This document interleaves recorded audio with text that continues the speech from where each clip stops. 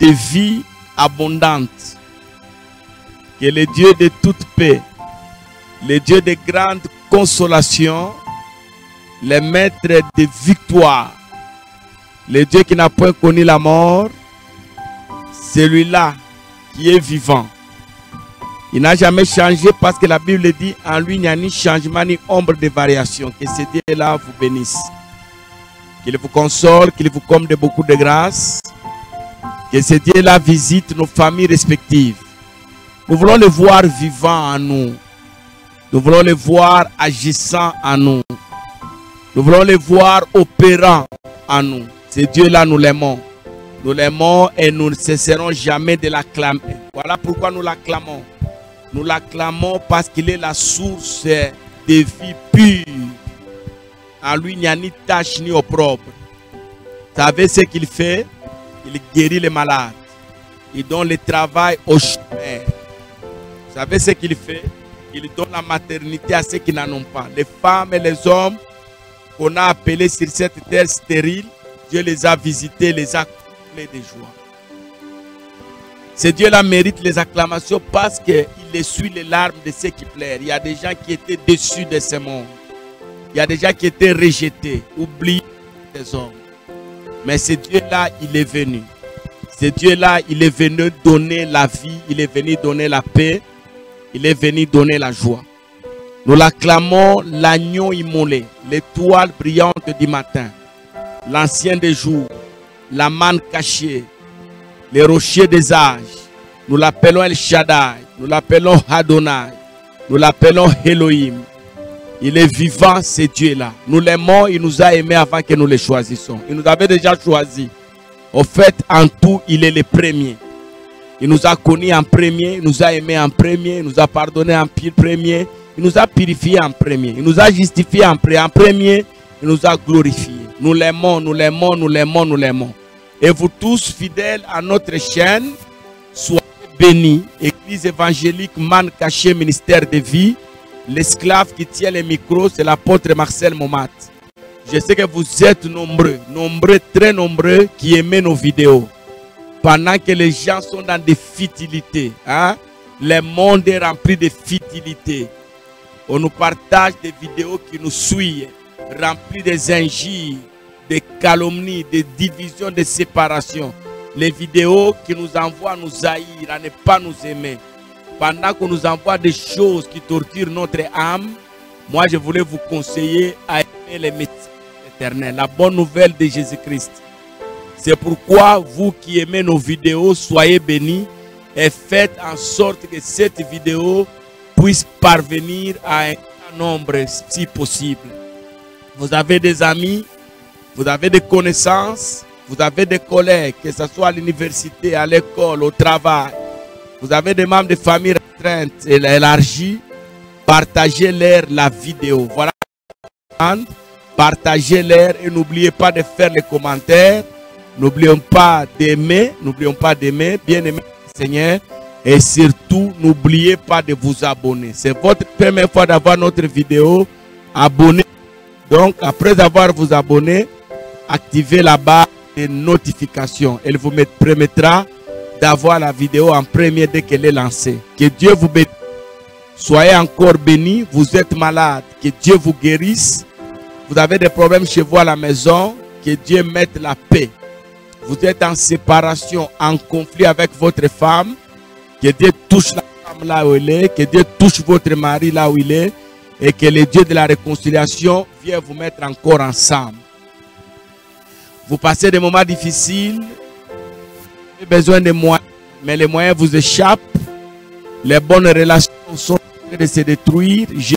Quelqu'un que je sers vous donne des moyens et qu'il restaure vos relations. Vous étudiez, que Dieu soit avec vous. Vous êtes en train de défendre vos travaux de fin de cycle, de fin d'études.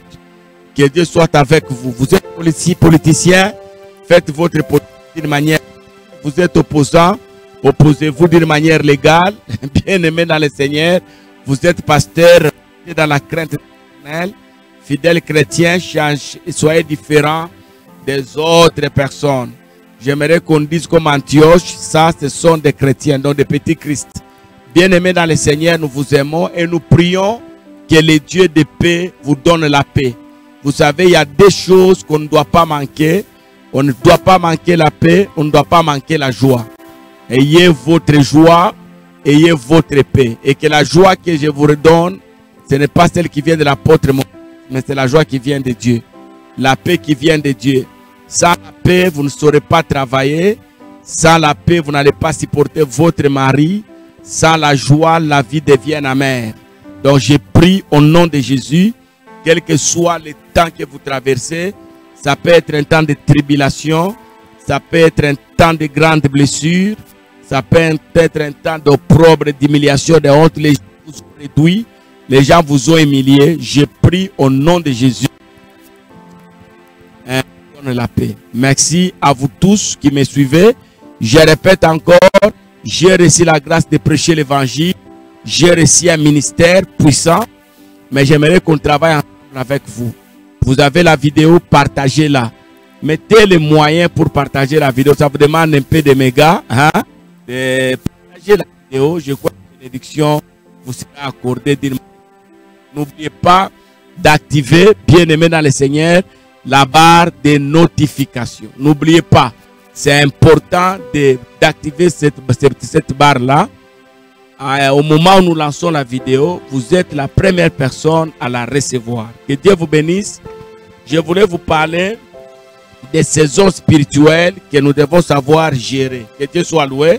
Je parle des saisons spirituelles que nous devons savoir gérer. Quelqu'un peut me donner amen. Et j'ai pris pour vous et pour moi-même le livre de Genèse, chapitre 41, le verset 22. Je lis la parole au nom de Jésus. Pour une bonne compréhension, vous pouvez comprendre les textes avant même qu'on vous l'explique, avant qu'on vous prêche. Si vous prenez le temps de lire les textes correctement, vous pouvez prendre à partir du premier verset, vous allez comprendre beaucoup de choses. Mais moi, je prends seulement le verset 22. Je lis la parole au nom de Jésus. Je vis encore en songe cet épi plein et beau qui montèrent sur une même tige, je m'excuse. Je vis encore en songe cette épine plein et beau qui montèrent sur une même tige. Quelqu'un peut dire amen? Alors, je lis le verset 23. Ça va vous aider à quelque chose. Écoutez ce que la Bible dit. Les 7 épis vides, maigres, brûlés par le vent orienté, poussés par eux. Que Dieu soit loué.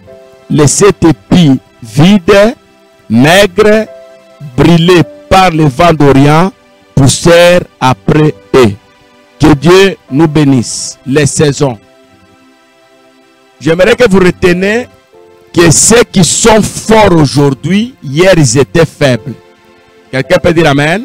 Mais peuvent aussi redevenir faibles s'ils ne savent pas gérer ce temps où ils sont forts. Je recommence. Hein? Je recommence, ça peut aider quelqu'un. J'aimerais que vous puissiez retenir ceci. Ceux qui sont faibles aujourd'hui, hier ils étaient forts. Et ceux qui sont forts aujourd'hui, hier ils étaient faibles. Alors s'ils ne font pas attention, ceux qui sont forts aujourd'hui, après avoir été faibles hier, je vous dis demain, ceux qui sont forts, après avoir été faibles hier, ils deviendront encore très faibles demain. Et pendant que nous travaillons, nous marchons, il y a ceux qui dorment. Pendant qu'à gauche, on est en train de se réjouir d'une réussite, à droite, il y a quelqu'un qui pleure l'échec. Quelqu'un peut dire amen. Et pendant qu'on est en train de jubiler la naissance d'un être qui vient d'arriver dans notre famille, il y a quelque part, on est en train de regretter le décès d'un être cher. Quelqu'un peut dire amen. Il y a quelqu'un qui est en train de rendre l'âme quelque part ou qui venait de rendre l'âme. Mais il y a aussi quelqu'un qui vient de naître et qui produit la joie. Le monde que vous voyez bien aimé dans le Seigneur est un monde de saison. Que vous soyez chrétien, que vous soyez païen, que vous soyez riche, que vous soyez pauvre, homme blanc, homme noir, africain, européen, chinois, indien, américain, quel que soit ce que vous êtes, en tant que créature de Dieu, que Dieu soit loué, nous sommes appelés à passer par une saison. La saison, c'est une étape de vie différente d'une autre étape. Une époque qui est différente d'une autre époque. Nous passons par là. L'église passe par des saisons. Les chrétiens passent par les saisons. La nation peut passer par une saison. Il y a des nations qui ont connu la paix des années. Et aujourd'hui, ils sont sombrés dans des chaos. Prenons l'Irak, prenons la Libye. Que Dieu soit loué. Ils ont connu des temps de paix et aujourd'hui, ils sont dans des temps de déséquilibre. Que Dieu soit loué. Nous connaissons des pays qui ont connu la joie de vivre. Les gens qui souhaitaient demeurer éternellement dans leur pays, mais sont en train de fuir. Quand la Covid est passée, il a secoué des nations. Ce sont des étapes de vie. Nous connaissons des pays qui ont connu des temps de sous-développement, mais aujourd'hui qui sont en train de voir la gloire venir dans leur nation. Bien-aimés dans le Seigneur, il y a des gens qui ont passé des temps de célibat, aujourd'hui sont mariés. Il y a des gens qui se sont mariés, ils ont divorcé. Il y a des gens qui se sont mariés, ils sont devenus des veuves. Donc, bien-aimés dans le Seigneur, la Bible dit, il y a un temps pour chaque chose. Il y a un temps pour pleurer, il y a un temps pour se réjouir. Il y a un temps pour planter, il y a un temps pour semer, il y a un temps pour récolter. Bien-aimés dans le Seigneur, le monde que vous voyez, c'est un monde qui se définit par des saisons. Il y a des saisons de gloire, il y a des saisons de médiocrité, il y a des saisons de disette, il y a des saisons de manquement, bien-aimés dans le Seigneur, des saisons de déséquilibre, de stabilité, les raisons de force, de faiblesse.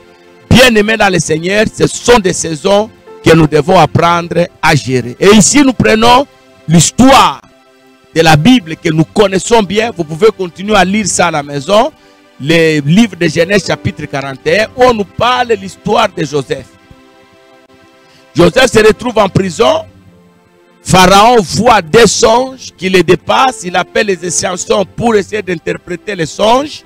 Aucun n'arrive à interpréter. Pharaon menace de les tuer. Dans la peur, quelqu'un qui était en prison avec Joseph, à qui Joseph avait dit, je vois que Dieu te libère de la prison, mais ne m'oublie pas quand il va rentrer chez le roi. La personne rentre chez le roi, il oublie Joseph. Mais dans la peur d'être tué par le roi, il se souvient qu'en prison, il y a quelqu'un qui avait l'esprit supérieur, qui avait la capacité d'interpréter les songes. Il va dire au roi, je connais quelqu'un qui est en prison, il peut interpréter votre songe. Et Joseph vient, quand il vient, avant même que le roi ne lui dise les songes qu'il avait vus, Joseph lui donne ça. Et Joseph donne l'interprétation. Il dit, voilà, ce que tu as vu, c'est que Dieu a décidé que ça arrive. Les baies et les épis qu'on a dit dans le texte, signifie tout simplement qu'il y aura 7 années d'abondance. Après les 7 années d'abondance, il y aura 7 années de disette. Donc maintenant, quand tu as la joie, le roi vit éternellement. Après les 7 années de joie, il y aura 7 années de deuil. Roi, après l'abondance que tu auras après 7 ans, je vous dis, monsieur le roi, il y aura une souffrance qui n'a jamais existé dans ton pays, dans ton territoire. Il a interprété et son interprétation a réjoui le roi, mais ça crée aussi une paix chez le roi. Et le roi lui dit, mais Joseph, que devons-nous faire? Et Joseph dit au roi, ne crains pas, les 7 années d'abondance vont couvrir les 7 années de faiblesse. C'est-à-dire, quand Dieu te donne aujourd'hui, apprends à gérer ça pour que ça couvre les jours que Dieu ne te donnera pas. J'aime dire ça dans des églises là où on nous invite pour prêcher. Le Dieu que nous invoquons, il n'est pas seulement le Dieu à toi. Il est aussi le Dieu de ton voisin. Si tu es Congolais, il est aussi le Dieu des Rwandais. Si tu es Rwandais, il est le Dieu des Ougandais. Il est le Dieu des Américains. Il est le Dieu des Indiens. Il n'est pas seulement ton Dieu à toi. C'est-à-dire, s'il te donne aujourd'hui, demain, il peut donner aussi à quelqu'un d'autre. Que Dieu soit loué. Donc, si tu reçois aujourd'hui, demain, il peut me donner moi. Le lendemain, il peut donner à un autre. Les jours suivants, tout ça. Il ne nous donne pas tous le même jour. Et il ne nous donne pas à tous de la même manière. Il donne à chacun selon le jour que Dieu lui-même avait prévu. Bien-aimé dans le Seigneur, alors Joseph dit au roi, il lui dit, les 7 années d'abondance ici qui arrivent, le pays va produire comme il n'a jamais produit. Après ces 7 années, il y aura la souffrance qui n'a jamais existé. Mais nous pouvons couvrir le temps de disette avec le temps d'abondance. Qu'est-ce que nous devons faire? Au roi, il faut ouvrir les dépôts dans des cités, dans des localités. Il faut amasser, il faut amasser, il faut amasser, mettre des histoires dans les dépôts. Et quand la misère va venir, bien aimé dans le Seigneur, on va ouvrir les dépôts et le pays sera dans la paix.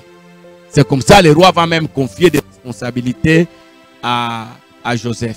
Bien aimé dans le Seigneur, j'aimerais te dire, toi qui me suis maintenant, que l'abondance d'aujourd'hui ne te distrait pas.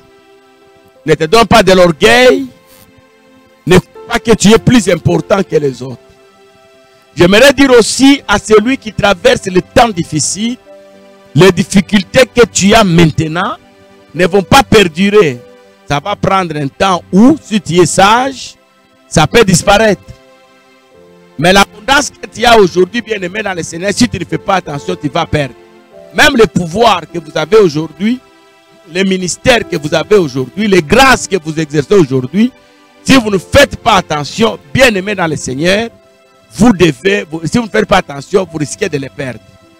C'est pourquoi j'ai donné ce message, les saisons que nous devons savoir gérer. La première saison, c'est la saison de l'abondance. Dieu nous donne. Il y a une saison où vous avez sans fournir d'efforts. Quelqu'un peut dire amen? Vous recevez de toutes parts. Même nous, les pasteurs, nous passons parfois par cette saison où vous arrivez à l'église, tout le monde paye sa dîme, bien aimé dans le Seigneur, où tout le monde cherche à bénir l'homme de Dieu. Une saison. Mais cette saison ne demeure pas toujours. Si vous gérez mal la saison, lorsqu'elle va passer vite, vous risquez de vous retrouver comme l'homme le plus malheureux du monde. C'est pourquoi aujourd'hui vous avez des gens, il a eu le temps de construire, il n'a pas pu construire parce qu'il a mal géré ce que Dieu lui a donné. Quelqu'un peut dire amen? La saison d'abondance, nous récoltons même là où on n'a pas semé. Nous récoltons là où on n'a pas semé. Même l'ennemi nous donne, nous recevons des enveloppes de partout. Ce n'est qu'une saison. Une saison a un début, a une fin. Elle commence quelque part et se termine quelque part. Que Dieu soit loué. Vous allez voir que même dans vos maisons bien-aimées, parfois vous passez des moments d'abondance, parfois vous passez des moments de déséquilibre. J'ai toujours dit que personne ne pourra dire que Dieu ne m'a pas béni. Nous tous, Dieu nous bénit d'une manière ou d'une autre, chacun de sa manière. S'il donne à quelqu'un 100 000 $, il peut donner aussi à quelqu'un 10 $. Le problème, ce n'est pas le montant que vous avez reçu de Dieu. Le problème, c'est comment gérer ce que vous avez reçu de Dieu. J'ai compris une chose, que sur cette terre, ceux qui construisent, ce n'est pas ceux qui ont beaucoup de moyens. J'ai connu des gens sans moyens, ils sont arrivés à construire des grandes maisons avec les paix qu'ils recevaient là. Le problème, c'est savoir gérer la saison d'abondance. La deuxième saison, c'est la saison de médiocrité, où tout ne marche pas. Vous fournissez d'efforts, vous vous battez pour avoir des bonnes relations, s'arrêtent, vous pouvez perdre le travail, vous êtes déséquilibré de toutes parts. Si vous avez bien géré la saison d'abondance, la saison de disette ne va pas vous compliquer. Paul dit, je sais vivre dans l'abondance, je sais aussi vivre dans la disette, je puis tout par celui qui me fortifie. Quelqu'un peut dire amen? Donc pendant que vous en avez beaucoup, apprenez à épargner. Je crois que je vais parler sur ça. Je vais vous dire, je suis en train de préparer un enseignement. Pourquoi est-ce que les chrétiens souffrent? Pourquoi l'humanité souffre? L'humanité ne sait pas épargner. Quand vous avez aujourd'hui, vous avez tendance à terminer aujourd'hui. Les gens, au lieu d'épargner dans le Seigneur, ils épargnent dans le sexe, dans les femmes, dans la bière, dans des fêtes. C'est ce qui amène la souffrance, bien aimé dans le Seigneur. Vous avez beaucoup épargné dans des femmes, vous avez beaucoup épargné dans des fêtes. Et quand la disette va arriver, vous n'allez pas les récolter dans le sexe, là vous avez semé. Vous n'allez pas les récolter dans la bière que vous avez semé. Vous avez épargné où, bien aimé dans le Seigneur, pour que cela vous aide au jour du malheur. Donc après l'abondance, il y a la médiocrité. La saison d'abondance doit toujours prévenir la saison de médiocrité. Mon papa spirituel me disait toujours, mon fils, ne prie jamais seulement pour aujourd'hui. Quand tu te mets à prier, prie aussi pour demain, prie aussi pour le lendemain, prie aussi pour la semaine prochaine, même pour l'année prochaine. Parce que tu ne sais pas l'année prochaine va te trouver dans quelles conditions. Une maladie peut te surprendre, tu peux être dans un voyage, tu peux être dans une condition où tu ne sais pas prier. Mais si déjà aujourd'hui tu es en forme, tu t'exerces pour recommander la journée de demain, la semaine prochaine, l'année prochaine, la grâce de Dieu, Le jour que le malheur va te trouver, il va trouver que tu avais déjà prié pour l'année qui venait. Que Dieu soit loué. Il me disait même, bien aimé dans le Seigneur, il faut faire un dépôt de la prière. Mon papa insistait sur ça. Mon fils, il faut faire un dépôt de la prière. Il faut faire un dépôt de bonnes œuvres. Quand vous avez l'occasion d'appliquer les bonnes œuvres, faites-les. Que personne ne vous décourage, que personne ne vous oriente mal, que personne ne vous enseigne mal. Parce que vous ne savez pas demain, ça va vous retrouver dans quelles conditions. Nous avons bien aimé dans le Seigneur la saison où tout ne marche pas. C'est la saison de la médiocrité. Les morts viennent de toutes parts, les maladies de toutes parts. Vous êtes déséquilibrés, hein, rien ne marche. Vous avez des difficultés pour payer votre loyer, vous avez des difficultés pour payer les études des enfants. Mais il y a une saison qui a précédé, la saison d'abondance. Comment est-ce que vous avez géré cette saison-là? Si vous l'avez bien géré comme le roi avec Joseph qui l'avait conseillé, vous n'allez même pas sentir le coup de la saison de médiocrité. Que Dieu nous bénisse. Il y a la saison, bien aimée dans le Seigneur, d'une forte spiritualité. Si vous êtes chrétien, vous avez tendance à prier à tout moment. Si vous ne priez pas, vous sentez que vous avez péché. Si vous n'allez pas à l'église, vous sentez que vous vous êtes éloigné de Dieu. Ce n'est qu'une saison. Vous sentez Dieu proche de vous. Il y a des saisons comme ça. Quand vous élevez seulement les mains, vous avez l'exaucement. C'est une saison où vous sentez Dieu à côté de vous. Vous sentez que Dieu c'est mon Père. Tout ce que je lui demande, il me donne. Mais après cette saison, il y a la saison de la faiblesse de spiritualité. Faible spiritualité. Vous vous sentez toujours culpabilisé. Que Dieu soit loué. Vous sentez que vous forcez les choses. Quand vous vous mettez en prière, vous sentez que ça ne passe pas.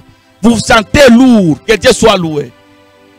Mais la saison où vous êtes fort spirituellement va couvrir la saison où vous êtes faible spirituellement. Que Dieu soit loué.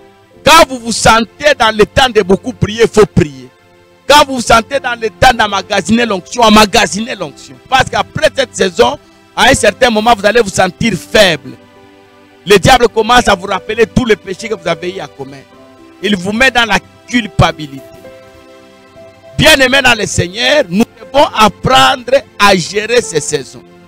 La saison de l'abondance précède toujours la saison de la médiocrité, où tout ne marche pas.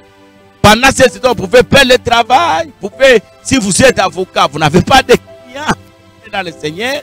Si vous êtes des médecins, il n'y a pas de clients, il n'y a pas de malades qui viennent vous consulter. Ça vous déséquilibre. Mais si vous avez bien géré la saison d'abondance, vous ne sentirez pas les effets de la saison de médiocrité. Que Dieu soit loué. La saison de la spiritualité forte, là vous sentez que vous êtes fort spirituellement. Vous sentez Dieu, Dieu est avec moi. Vous sentez cette saison. Doit nous aider à couvrir la saison où nous sentons que Dieu s'éloigne de moi. Je sens que Dieu est loin. Vous sentez que la prière ne monte pas. Vous pouvez crier, vous pouvez gêner. Vous sentez qu'en tout cas, ce jour ici, je sens que je ne suis pas en forme. Alors, si vous avez bien géré la saison où vous étiez en forme spirituellement, la saison de faiblesse spirituelle ne va pas se faire sentir. Elle sera bouffée par la saison. Au fait, ce qui est bon doit toujours bouffer ce qui est mauvais. Ne permettez pas à ce qui est mauvais de bouffer ce qui est bon. Quelqu'un m'écoute? Il ne faut pas que la haine bouffe l'amour. C'est l'amour qui doit bouffer la haine. Il ne faut pas que la pauvreté bouffe l'abondance, la richesse. C'est la richesse qui doit bouffer la pauvreté. Que Dieu soit loué. Il ne faudra pas que le célibat bouffe le mariage. C'est le mariage qui doit bouffer le célibat. Est-ce que quelqu'un m'écoute? Que Dieu soit loué. Il ne faudra pas que les païens bouffent les chrétiens. C'est les chrétiens qui doivent bouffer les païens. Est-ce que quelqu'un m'écoute? Est-ce que quelqu'un m'écoute? Bien aimé dans le Seigneur, voilà le message que je vous ai amené aujourd'hui. Il y a un temps pour chaque chose, que vous le vouliez ou pas. Vous êtes aujourd'hui véhiculé. Si vous ne gérez pas votre véhicule, demain vous allez vous retrouver piéton. Vous avez une église à gérer. Si vous ne gérez pas ça bien, demain vous allez vous retrouver sans église. Que Dieu soit loué. Vous avez une femme à gérer, bien aimée dans le Seigneur. Si vous ne la gérez pas bien, demain vous allez vous retrouver sans femme et de rentrer chez eux. Bien aimé dans le Seigneur, j'aimerais que vous puissiez comprendre, il y a une saison après une autre. Dieu lui-même a dit, il y a un temps pour chanter, il y a un temps pour pleurer. Vous devez savoir ça. Le problème c'est savoir savoir gérer le temps où je suis fort. C'est pourquoi vous qui êtes fort aujourd'hui, n'oubliez pas le message que je vous donne. Si vous ne faites pas attention, demain, vous allez disparaître. Vous serez plus faible. Vous n'oserez même pas ouvrir la bouche. Mais si vous êtes sage, demain, vous serez encore très fort. Et les gens vont continuer à vous respecter. Est-ce que quelqu'un m'écoute? Les pasteurs qui sont forts aujourd'hui, s'ils ne font pas attention, demain, on va les appeler les ex-soins. Mais s'ils sont sages, ils vont mourir avec leur onction. Ils vont continuer à faire l'œuvre, quel que soit l'âge. Parce qu'ils ont appris à gérer les temps d'onction. Voilà le message que je vous ai amené. N'oubliez pas de vous abonner. N'oubliez pas de partager la vidéo. Que Dieu vous bénisse et qu'il vous donne la grâce de bien gérer les saisons.